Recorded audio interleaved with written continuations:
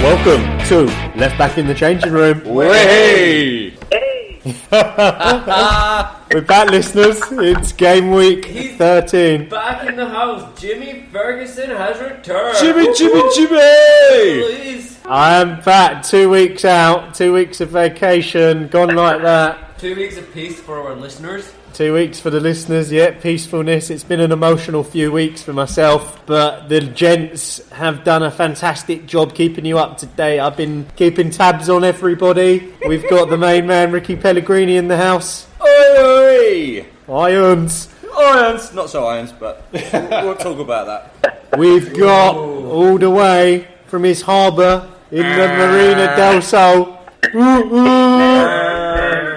It's the one and only. There you have him. It's Captain Russ. Captain Joined us Russ. all the way. And then we've got Mr. Patrick Vieira. Vieira. Just here to pick up some more tips, as I'm not doing that well as usual in this fancy football. But Yeah, he's sitting in the back. He's got his notebook out, his pen, his pad paper. He's got his whiskey. He's got a couple of whiskies. that's true. That's true. And then you've heard the man. He's done a fantastic job in the last 2 weeks, taking the lead. But he's done a few things there. He's changed his name. He's changed his name.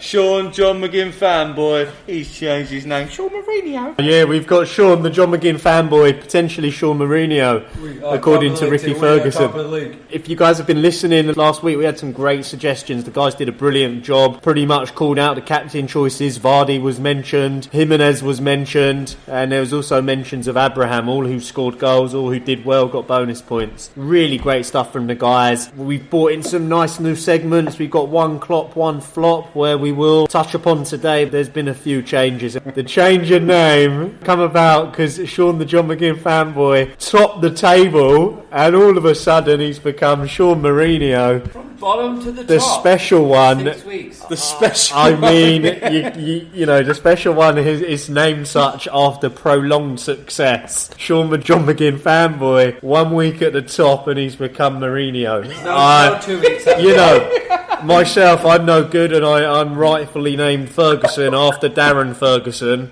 You don't hear me calling myself Sir Alex. So I think, listeners, there's been many emails about this already. We are going to have a percentage poll, but I want to hear from Ricky and Sean, the John McGinn fanboy, what the vibe behind Sean Mourinho, which just doesn't have the ring of Sean, John McGinn fanboy. What's behind this, boys? The boy's doing well. I can see it because he didn't have John McGinn in his team anymore. So there is some validation in that. I think, like you say, we should do a vote. Talking of name changes, I might have to change my own name because Pellegrini is absolutely suffering and he's facing the sack himself. So we will come on to that. So let's a bit get later. into it. What happened this week to the Hammers? To the Hammers, alright, well, let's get straight into it. It was dire. Very disappointed with how we're playing. Called it a couple of weeks ago in terms of Fabianski being out. And Roberto, where did he come from? Who is he? I think it's really highlighting some big holes in the West Ham defence. Whereas we used to be able to rely on Fabianski to make one or two saves through the game and keep us in diabolical goalkeeping there. And I think all the Hammers fans will agree with me on that. Not too happy about the result. We are facing now a tough few fixtures coming up, and I just don't see where the next win's coming. 2 places above the relegation zone. Yeah, and this is what I worry about. Like last season, we started really badly. We lost the first 4 games, but then we turned it around and started playing. Whereas this season, we started well, but now we are really dipping in form. And because of that defence, we're just making mistakes left, right, and centre. I'm just a bit worried for the Hammers at the moment, and I think we really need to turn it around. Your cousin scored against you as well. He did, and he scores. Chris Wood. He's got a prolific goal scoring record against the Hammers, and I called it on the group chat. I said my cousin's definitely going to score against us today, and he did. He actually should have got 2. He got 1 ruled out for offside, but then came back just before half time and got the second goal. And again, the Hammers are not looking good. So yeah, I wouldn't be invested in any Hammers players at the moment. I took Haller out of my team, put Jimenez in. I think it was long overdue. Well, I mean, Ricky, it's not all doom and gloom. Let's look at it. You've got Tottenham next week. That should be an easy 3 points there. No, I mean, it's not all doom and gloom. You've got Tottenham and then Chelsea, so that's something to look forward to. But let's jump, guys. Just listeners, make sure to drop us an email, left in the changing room sean@gmail.com. Want to hear your thoughts on Sean Mourinho or Sean the John McGinn fanboy? Whatever we get back this week, it will stick depending on the percentages. I will start the vote. So let's start the New York City Brit Street Boys League last week. Quite a bit of movement, except for first position. We still got two-bedroom filler with Sean, the John McGinn fanboy, up the top there. He's got himself 65 points last week, above the average. Well played. Sean. It was not a bad week for me. I was pretty happy. I was a little bit gutted. Captain here, he actually got more points than me, and to be honest, what let me down was that City goal. It was a big blow for me. Yeah. I had Robertson and Trent Alexander-Arnold. They were both looking at an extra 4 points each for the clean sheet, and I think some bonus points as well would have came. That would have taken me above Tilly for the week, and I was actually playing him in the head-to-head as well. So, man, he beat me. But still, on top, 17 points clear. Pretty good going, Yeah, Sean. average was 48, so everyone in the league did fairly well in terms of the fact we're all above 48. Second, we have got Mr. Captain Russ. He had a 72, best in the league. Klopp of the week.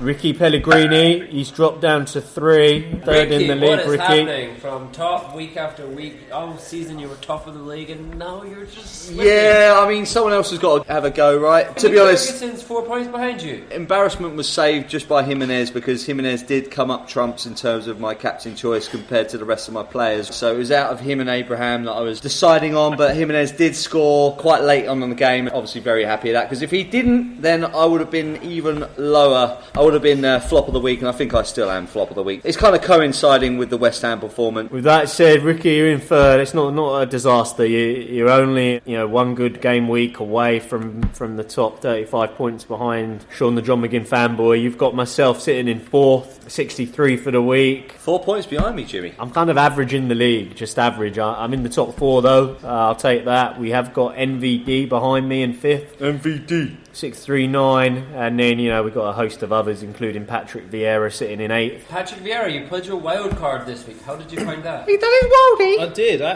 had a terrible week the week before with like 21 points. So I thought I had to pull the old wild card, and it kind of paid off. I got still lowest numbers of the week. But Straight in there for Vardy as well. yeah, Patrick what I Vieira. tried to do was scale back on defence and spend more on the attack and get players in that score goals. What made you think about Vardy though? I know we had spoke about him on the podcast. That was obviously a great shout. He was the captain to go for. He's just on a roll, I think, and a lot of players you can't guarantee that they'll score every week, but Vardy's and Leicester are certainly on a roll, so I captained him. I usually captained Sterling, but I didn't. I just let him be, which was a good call for me. And I brought Mane in, vice captain, Good and shout. he paid off too. You usually captain Sterling every week. Is that a Generally- conscious decision, or you forget to change it? No, I do. Like sometimes he's paid off well for me, but yeah, he's been not quite on form. It doesn't seem lately. So. Well, he was talking about Sterling. He was the top scoring player in FPL last season. There with Salah. He hasn't really quite hit it. And we will come on to Man City, obviously, but just the Man City players, the last 4 or 5 game weeks haven't really hit the scoring budget there, and people are starting to question their high price tag. You've got De Bruyne on 10 million, 10.1 rather, and then you got Sterling on 12, so it's the same price as Mane. Yeah. There'll be a lot of questions asked, I'm sure, over this international break. What you have managed to do, though, Mr. Vieira, is get yourself off the bottom of the league. So you're in 8th, you're no longer bottom, which is the 9th position in our league, and that is currently held by Matty Lawless. He's dropped into the bottom position, he's propping up the table. And I've noticed, Patrick, that you have put your name on your team, you've put your name all in capitals. Is that to try and scare us? I don't know what that was. You're on your way out the league? I don't know why my name comes up in capitals. It's like you're shouting at everyone.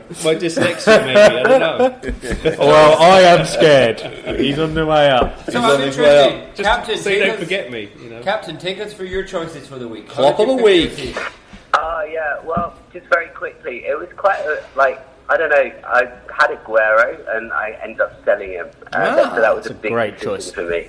So I had free cash, quite a lot to play with. I had 2 transfers for that He week. had 2 transfers? And, considering Vardy was, as Patrick was saying, he's on fire at the moment, and I kind of think he is going to continue that form, and I think without Vardy, I think it's going to be difficult. So I kind of put him in, and Maddison obviously is performing pretty well at the moment, and so I got him in as well, and like basically for one player, so 2 for 1 basically. It's fantastic, which is awesome. And 2 for 1. That sounds awesome. I would have done. I would have done even better. Even though I'm happy, I got a pretty good result. I had Robinson on the bench. I had Soyuncu on the bench as well. Both like Soyuncu got like 8 points. 8 Robinson points. got 5 points. So I could have done better. Like having great players in your team doesn't make a difference, but I think you do have to do a little bit of research, a little bit of digging. Like if I'd actually thought about it, I probably wouldn't have had those on the bench. Like for example, you know, I probably, if I'd looked at past Premiership games against the same teams, you would have seen a recurrence that happens quite a lot, and I didn't kind of check that out, and I kind of could have done better. That's one of those things. Lundstrom, I kept Lundstrom on and thinking... He did it at the post though, didn't he?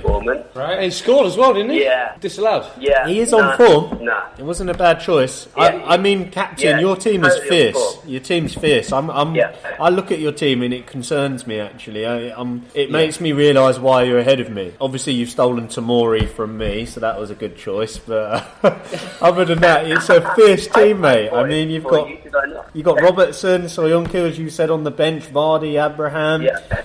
I mean, you've got Jensen Button in the sub-keeper. But the thing is, mate, you have got...